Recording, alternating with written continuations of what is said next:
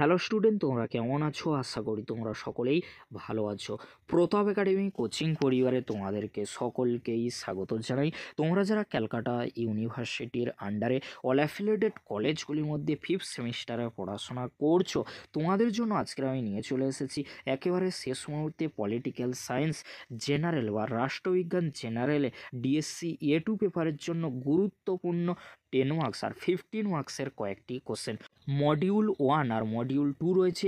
এই দুটি মডিউল থেকে যে কোশ্চেনগুলি গুরুত্বপূর্ণ রয়েছে আজকের এই ভিডিওতে আলোচনা করে দেব। সেই জন্য তোমাদেরকে হলো চিন্তা করার কোনো বিষয় নেই।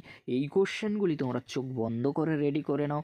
অবশ্যই তোমরা এখান থেকে সমস্ত কোশ্চেন এক্সামে কমন পেয়ে যাবে। চলো বেশি দেরি করব না, তাহলে শুরু করে যাক। প্রথমে তোমরা দেখে নাও মডিউল 1 থেকে গুরুত্বপূর্ণ 10 মার্কস আর 15 মার্কসের কয়েকটি কোশ্চেন। যে কোশ্চেনগুলি করলে অবশ্যই তোমরা এখান থেকে 100% এক্সামে কমন পেয়ে যাবে। ফার্স্ট কোশ্চেন, পড়ো রাষ্ট্রনীতির সংজ্ঞা দাও, এর নির্ধারকগুলি সম্পর্কে আলোচনা করো।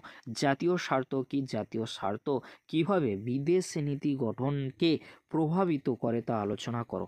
প্রচার কার্যের সংজ্ঞা দাও এবং এর প্রকৃতি ব্যাখ্যা করো।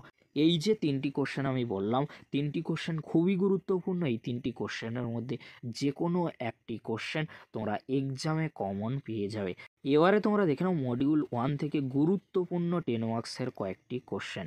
যে কোশ্চেনগুলি করলে অবশ্যই তোমরা মডিউল 1 থেকে 10 মার্কসের কোশ্চেন কমন পেয়ে যাবে। ফার্স্ট কোশ্চেন, বিদেশ নীতি গঠনের ক্ষেত্রে প্রচারের ভূমিকা আলোচনা করো। কূটনীতির যে কোনো দুটি ধরন সম্পর্কে আলোচনা করো।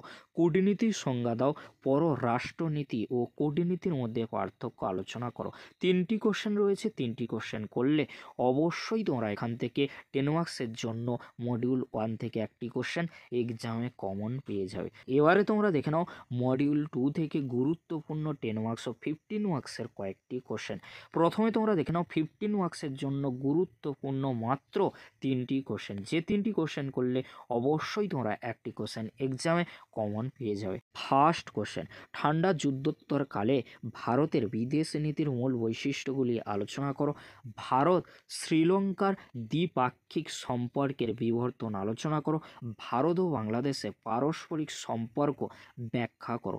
তিনটি কোশ্চেন খুবই গুরুত্বপূর্ণ ডিএসসি A2 পেপারের জন্য মডিউল 2 থেকে। এই তিনটি কোশ্চেনের মধ্যে যে কোনো একটি কোশ্চেন তোমরা এক্সামে 15 মার্কসের জন্য কমন পেয়ে যাবে। পরবর্তীতে তোমরা দেখে নাও 10 মার্কসের জন্য গুরুত্বপূর্ণ মাত্র তিনটি কোশ্চেন। যে তিনটি কোশ্চেন করলে অবশ্যই তোমরা এখান থেকে একটি কোশ্চেন 10 মার্কসের জন্য মডিউল 2-র জন্য কমন পেয়ে যাবে। কোশ্চেনগুলি তোমরা দেখে নাও। নেহেরুর বিদেশ নীতির মূল বৈশিষ্ট্যগুলি আলোচনা করো। কাশ্মীর সমস্যা কিভাবে ভারত পাকিস্তান সম্পর্কে প্রভাব বিস্তার করেছে তা সংক্ষেপে আলোচনা করো। কোশ্চেনটি অনেক সময় ঘুরিয়ে আসতে পারে। ভারত ও পাকিস্তানের সম্পর্কের মূল সমস্যাগুলি সংক্ষেপে আলোচনা করো। ভারতে বিদেশ নীতির মূল স্তম্ভ হিসেবে জোট নিরপেক্ষ নীতির গুরুত্ব আলোচনা করো। এই কোশ্চেনগুলি তোমরা শেষ মুহূর্তের জন্য ভালো করে দেখে যাও। অবশ্যই তোমরা এখান থেকে সমস্ত কোশ্চেন অর্থাৎ 10 মার্কস ও 15 মার্কসের কোশ্চেনগুলি কমন পেয়ে যাবে। আর তোমাদেরকে বলে রাখি, তোমরা যারা এখনও পর্যন্ত SAQ কোশ্চেন উইথ অ্যান্সারের ভিডিও, মডেল কোশ্চেন পেপারের ভিডিও দেখোনি, এই ভিডিওর ডেসক্রিপশন বক্সে সেই ভিডিওর লিঙ্ক আমি দিয়ে দেবো। খুব সহজেই তোমরা সেই ভিডিওগুলি দেখে নিতে পারবে। আজকের এতটুকু। পরবর্তীতে দেখা হচ্ছে 6 সেমিস্টারের ভিডিওটি দেখার জন্য তোমাদেরকে অসংখ্য ধন্যবাদ।